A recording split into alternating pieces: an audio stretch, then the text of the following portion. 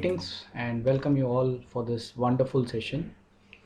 A session specifically arranged for women. Time and again, out of our experience, what we have seen is the financial participation at the women level is generally low. So this is a small initiative at Canary Capital Solutions, me Sundar, making this video so that it will enable our women investors to take a stronger financial decision. So let's begin with a positive note. You educate a man, you educate a man, you educate a woman, you educate a generation. It's a very famous quote, and we are using this, and at Canary Capital we would like to be a small tool to assist our women investors so that they can educate a generation. Education is the key to unlock the golden door of freedom. So with that note, we would like to get into the session. Before that, would like to share the thought process of this session. So I've been in this business of meeting clients and advising clients for the last 18 years or so. Time and again, I have met investors across age categories, across geographies, but one thing seems to be a lot more common is women's involvement when it comes to taking financial decision is generally pretty low. And we all know that at some point or the other, the women are forced to get into taking financial decisions because life is not very smooth. And I've also observed from my own client experiences where women are forced to take control of their finances all of a sudden. So to explain this better, I would like to share you a case study so that we understand the situation better. So there was a family, Ganesh family, a very good, nice family, a family with a one child, a male child. They were doing well. Mr. Ganesh was doing extremely well in his personal capacity. Also at his career, he was doing very well. So they educated their child very well, and he got settled in US for his higher education, and also got married and settled in US. So everything was going smooth, life was perfect. As everything was going smooth, and as Mr. Ganesh was around the age of 75 and Mrs. Ganesh around the age of 70, Mr. Ganesh had a massive attack and he passed away all of a sudden. Since everything was going smooth and Mrs. Ganesh was not generally not up to date with what kind of investment Mr. Ganesh does, generally she was staying away from taking financial decisions. She was forced to get into a situation where she has to manage everything on her own. His son also could not help her much because he was away in US, and naturally the time he could spend with our mom was pretty limited. So this was a situation where Mrs. Ganesh had to chip in to handle the finances all of a sudden. I would like to take you through another case study and introduce Mr. Suresh family. Again, a very nice family, a small family of a single girl child. Everything was smooth. Mr. Suresh was also doing very well, earning very well. And as the age was going up, as the time passed, it was time for him to get her daughter married. And she got married and she settled in Bangalore with her husband. Everything was smooth. And around the age of 70, Mr. Suresh met with an accident and he passed away. A similar situation, Mrs. Suresh had to chip in to handle the finances, and she also did not have anybody to help, and her daughter also was not very up to date with the financial situation. So this is a situation which we keep coming across time and again, and we are generally not prepared to handle this situation. So with this context, I would start getting into the session to make you understand the importance of getting prepared to handle these situations. So what is the agenda of the session? First is to explain in detail the different challenges faced by women, how to get prepared, and manage your money closely, and also about basics of finance. So with these agendas, I think it will be useful for all the women investors to get themselves prepared and handle the situation much better. Why a woman should know all these things? Because the hard reality and the data suggest that women tend to live longer than men. So the average life expectancy of men is about 67, 68 years old, and women is about 70, 71.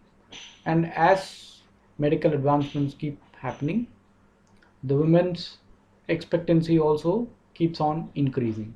So at some point or the other, the women are forced to get into financial decisions. So that's the context. So let's get into the different challenges faced by women. So I have broadly categorized women into two: married women and unmarried or single women. There are many other categories, but to keep it simple, I've just categorized into married women and unmarried women. Married women could also be employed or could be an housewife. So what are the basic challenges a married woman faces? She is too busy managing her family, and she is generally not part of any financial decisions. She has to take care of her parents as well as in-laws, a big responsibility, educating their children, upbringing them, managing different family functions and social functions, and many other things. So generally she is very starved for time to focus on understanding the basics of investing and finances. Now I get to single woman challenges. The challenges for single women are slightly different. One, being single with whatever be the income, could be low or high income, generally the expenditure towards lifestyle is generally higher.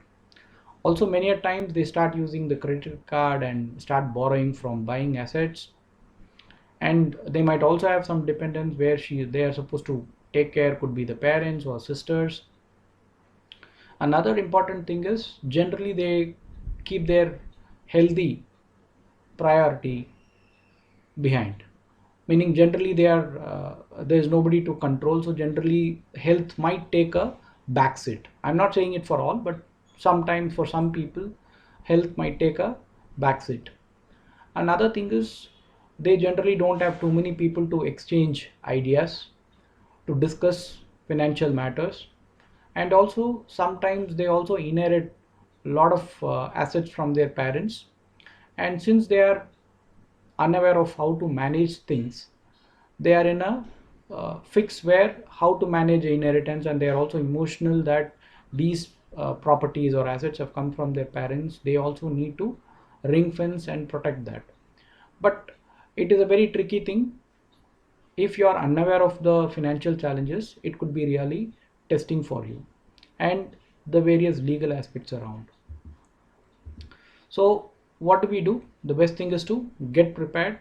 Don't wait for the situation to come and hinder you, then you start preparing. Better get prepared first, so that as women you can manage the situation much better.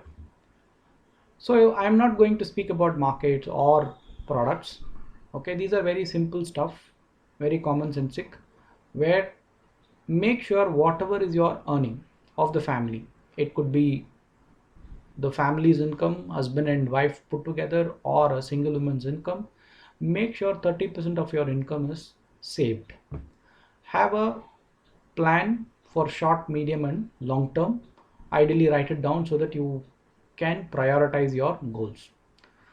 Protect the breadwinner and take medical cover. These two are the most important things. I will cover these things in the coming slides in detail. Avoid debt, especially for luxury expenses. Avoiding debt is very essential, and especially if you have to buy anything for luxury, especially for buying a car or buying a mobile phone, don't take any debt. Then empower yourself through financial knowledge. Create a monthly budget, track your expenses and income so that you can manage your stuff much better.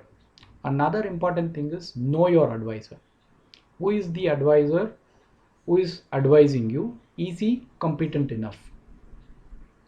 Generally, we all take advice based on availability. So generally, whenever we want to take a financial decision, we either consult our friends or relatives, or it could be your father, because they are just available to you. But that might not be the right way to approach. That's what Chanakya says, and Chanakya has given certain filters on how to select an advisor. The first and foremost thing is the advisor should be trustworthy. So this is non-negotiable, because this is the underlying principle in which every thing works. So the advisor should be really trustworthy. The next is, has he got the competency to advise you on a particular topic? It could be investments, it could be law, it could be medicine, it could be anything. But many times we actually take advice very casually, where we actually take advice from the people who are available and who are around. So this might not be a right strategy. Another thing is, the advisor should show a lot of empathy when it comes to advising. It's not about keeping his priorities at first and not really understanding what the investor is wanting to. So empathy is a very important factor. Next comes somebody who can give you end-to-end solution. So somebody might be good in terms of offering you advice, but he might not be able to make you transact, execute the transactions, monitor it, assess it, and whenever there is a change to be done, rebalancing to be done, or a review to be done, not everybody can do this end to end. So ideally, if all these 3 4 factors can be given by an advisor, then ideally you should be dealing with that person. So the next thing is getting closer to money. So there are few things which we can do so that we actually get a lot closer to the money in terms of taking financial decisions. First and foremost is, try and not shy away from discussions which are around finance. Managing finance is a life skill. So it's whether you like numbers or whether you like finance, I think you should definitely have the habit of getting accustomed to financial decisions. So like for example, I might like cooking or I might not like cooking, but if I don't learn the art of cooking, if I had to move out of my family and stay away, and if I don't know cooking, life can be really miserable. So cooking is a life skill, and managing finance is also a life skill. Write a financial plan. The best way is to write down all the goals you have so that you can track it better. Track your income and expenditure. Understand the importance of asset allocation.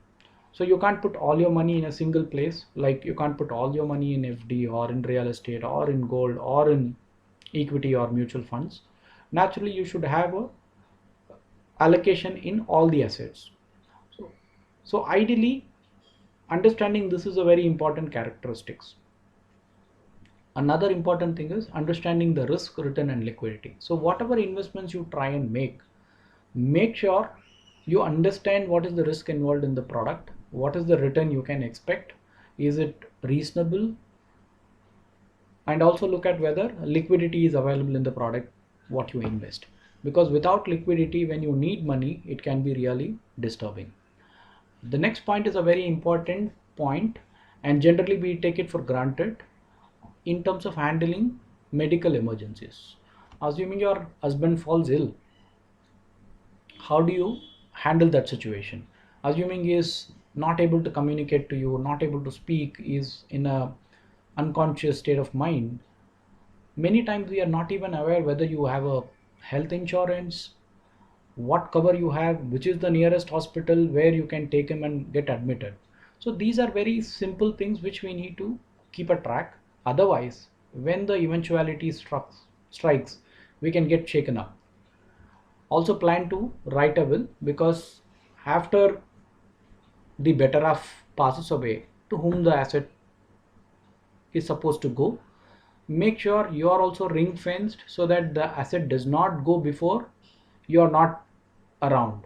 Because there are instances where we have seen where after somebody passes away, the assets are also taken by other family members. So make sure you are ring fenced. Be aware of all the passwords so that whenever there is an eventuality, you are not in the dark, so that you can take control of the situation right away. Keep your investments simple and convenient. Don't do multiple investments across products, across geographies. Some people who are in a transferable job normally get into this trap where they do some investments when they are in Delhi, they do some investments when they are in Hyderabad, when they are in Bangalore, they do investments. So it becomes a lot more difficult for you to handle. So make sure your addresses are one, so all communication comes to a single address even though you are at a transferable job. So these are very small things which will make your life a lot more simpler when it comes to handling money. So now we get into the basics of investments. The first and foremost thing is to protect your family from uncertainties. As I said, I will explain in detail about the term insurance. First, understand whether you're breadwinner of the family. It could be the husband and wife together, or the husband. You need to be very clear on where the money is. So understand what is the total risk cover the breadwinner has got. Ideally, it should be 10-15 years of your expense. So if your average expense per year is 5 lakhs, a family should have at least 75 lakhs to 1 crore of cover, so that if something happens to the breadwinner, the family is not affected financially. So buy a term plan with sufficient cover. That's the first thing we all should do. Next is have a medical cover, so that in case of any medical emergencies, you are not really looking at where to get admitted.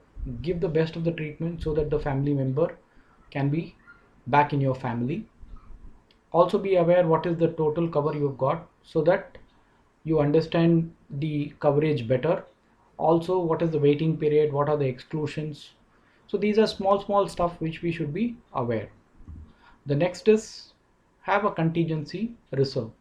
So in a situation like today where somebody loses job or there is a salary cut, so how do you manage your finances for a couple of months from now? Is only possible only if you have some spare money, ideally 3-6 months of your salary or expenses.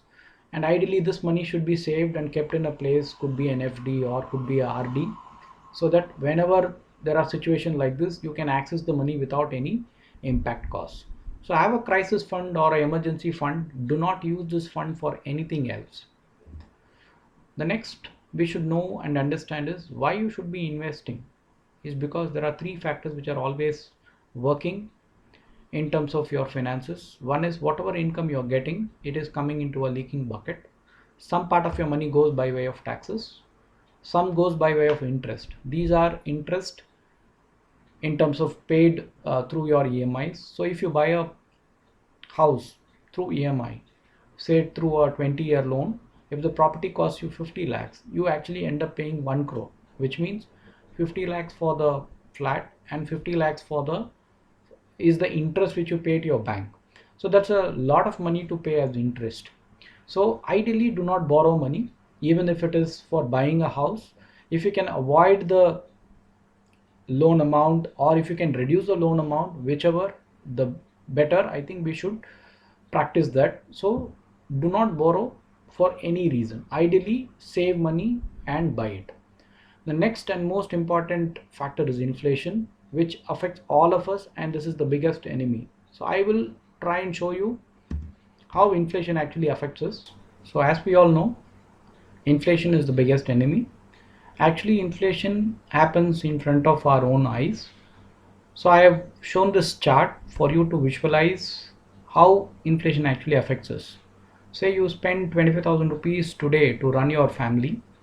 Over the next 10, 15, 20 years, the amount keeps on increasing to maintain your same standard of living.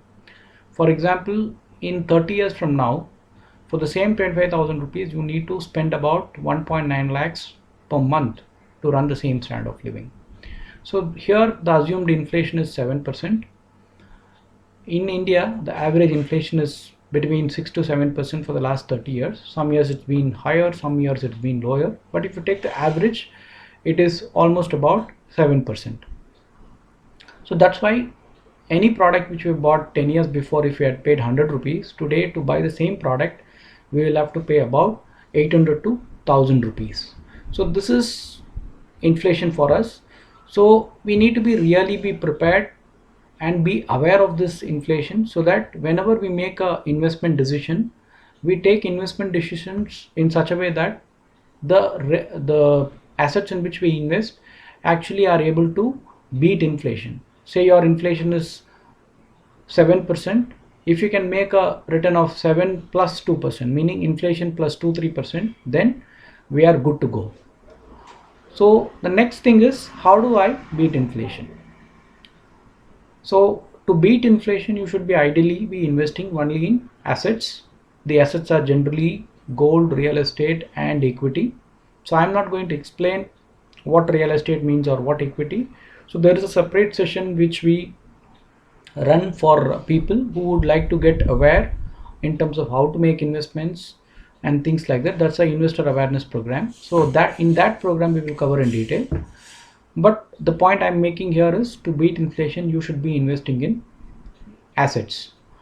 And generally, when we make an investment, especially in gold, okay, so especially women make a lot of investments in gold, which is a very right thing. But the only thing is, the vehicle what they use is generally through a jewelry or physical gold. And we also know that we don't have the habit of selling gold. Whether the price is up or down, we generally want to only keep buying and we never sell. So that actually defeats the purpose of investing.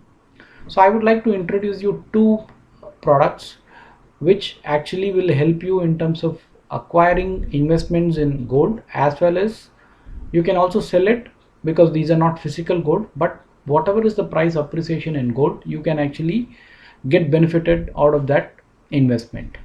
So you can either look at buying a gold ETF, right from buying 1 gram, 2 gram, 3 grams, you can do any number, and as and when the prices goes up, you can actually sell and convert that into money. So this is a very simple way of investing in gold. The other important product is the sovereign gold bonds. These are issued by the government of India, so high in terms of quality of gold what we get, meaning the price appreciation what we get, and it's very easy to invest. So you can also buy in grams of 2 grams, 3 grams, and 5 grams. And in this bond, they also pay you a fixed interest of 2.5%. So generally, when you buy gold, we don't get anything called interest. Like in an FD, you normally get an interest. But when we buy gold, we normally don't get any interest. But in the sovereign gold bond funds, the government also pays you a 2.5% interest per annum, which plus the appreciation of the gold prices. Assuming you buy gold today at 4,000 rupees a gram, and 5-6 years later it becomes say 5,000 rupees, you get the appreciation of 1,000 rupees per gram and also the 2.5% interest. So these two schemes are very, very good when it comes to investing in gold. So I thought it is better to introduce this so that we can make our investment decision when it comes to gold in these products, so that we actually get the benefit of price appreciation. So the next thing is, everything looks beautiful depending on the situation. And the most important thing is, after knowing about all these things, or you could be aware of all these things already, and we could be keeping all those things in mind. So there is a very famous proverb which says, you will never plow a field by turning it in your mind. Meaning, by not taking any action, you will not be able to achieve, even if you are aware of how to handle things. So As you have been hearing about so many things in terms of managing finances and how to invest and things like that, the best way is to act. So like on based on different situation, a school bell sounds irritating at 9 a.m. and the same school bell sounds melodious at 4 p.m. So if you are prepared now itself, things will be a lot more easy and better and convenient, so that when a situation which is unfortunate happens, you are better prepared. How do you save money? The formula for saving is very simple, and this comes from Warren Buffett, who is the father of or the guru of investments. He says a simple formula, but generally how we save is we have our income, we make our expenditure, and whatever is left we generally save. But what Warren Buffett says is that should not be the mode of investing. It should be income minus savings should be your expense. So have the habit of saving your income first, and whatever is left you can spend, because we also know every time you get an income you start spending, we know that we end of the month we are left with no money. So that's where people cannot save money also. So best thing is, as I told you earlier, if you can save about 30% of your income, either you can start straight away at 30% if you can afford, or start with 10, 15, 20%, whichever is comfortable to you, and gradually progress and let that be your first expenditure. So once you start doing that, you can actually create wealth, and it's a very simple formula to create wealth. Just to give you a summary of whatever we discussed, we are almost nearing the end of the presentation. First and foremost is get prepared. Don't wait for the eventuality to happen and then you have to start getting into managing finance from the dark. Rather, you get prepared so that you can handle the situation much better and a lot more confidently. Save before you spend money. Avoid debt. Whatever may be the reason, have the habit of zero debt policy, so that you always save money and achieve whatever you can achieve. Get involved in financial decisions. Again, this is very tricky. This is a journey by itself, because you can't jump into taking financial decisions without really knowing the nuances of different products and different situations. But it's a journey. The first and foremost thing is get participative when it comes to financial decisions. So that itself will be a good start. Then definitely know your advisor, from whom your husband or your father or whoever it is making your investment decisions, so that in case of any eventuality you can at least call that person, so that you can get things sorted much more easily. For people who don't know us, we would like to give a small introduction about our company on what we do. Our primary job is doing financial planning. So we actually sit with our investors, understand their goals, and allocate their resource in such a way so that they can actually achieve all their financial goals over a period of time. So it is a agreed process where the cooperation of both the investor and the advisor comes along, so that you can achieve your goals a lot more smoothly. We also offer a lot of other products like mutual funds, life insurance, health insurance, company deposits, bonds like RBI bonds or capital gain bonds, and so many other pension plans and etc. But all these products are given based on your financial plan. We will try and match what suits you the most, so that you can achieve the goal in a lot more simple way.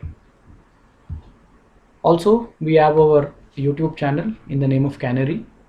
Please do visit to this channel, so that we keep uploading a lot of videos which are informative, which can get you closer to understanding finances better.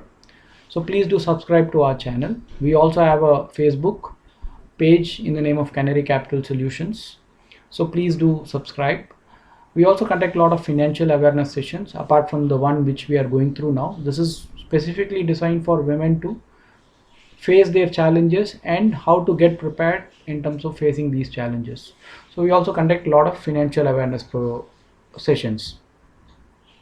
So with that, I would like to thank you. Please start now and get prepared. Thank you. See you soon.